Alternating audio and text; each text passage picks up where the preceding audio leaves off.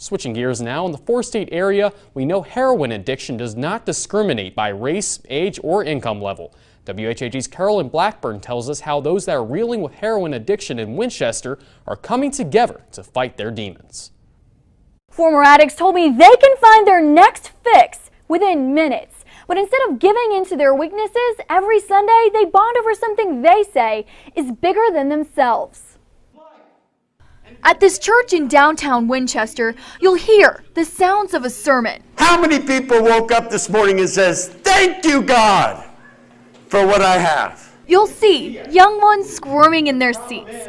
But what you'll feel is something you may not be used to. He has become, to me, a gift from God to this community. Pastor Brad says he rolled into Winchester homeless, penniless, and friendless. But there was one person who still believed in him. This person had some rules. They said, number one, you need to stay clean. Number two, you need to go to a meeting. Number three, you need to get a job. And now, the pastor who almost gave up on himself is preaching in a bar to a choir of those reeling in recovery. I ain't going to no meetings, man. That's for addicts. Really? Like Matthew Fanning, who still remembers the day he stopped praying to die. June 14th, I had this overwhelming feeling that if I didn't get help, that was going to happen to me. And it wasn't one of these things like finally my prayers are answered. It was like, I'm going to be buried, I'm going to leave family behind, you know.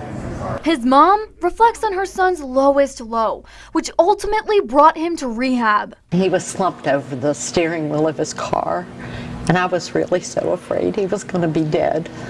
Jamie Armel is another member of this congregation whose addiction almost killed him. He's been using for more than half of his life. I started using heroin when I was 15 years old, and I grew up around it. I had some family members that used. Armel says his habit took him from the streets to jail, and the next stop would have been to the grave. But he is recently clean, thanks largely in part to Pastor Brad. I think of Jesus being the guy who was actually in a bar.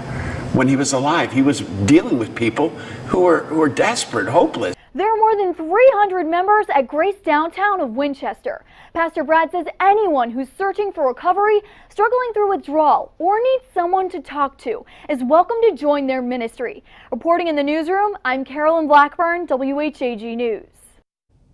Thanks, Carolyn. Their services are held at 9:30 and 11 every Sunday morning.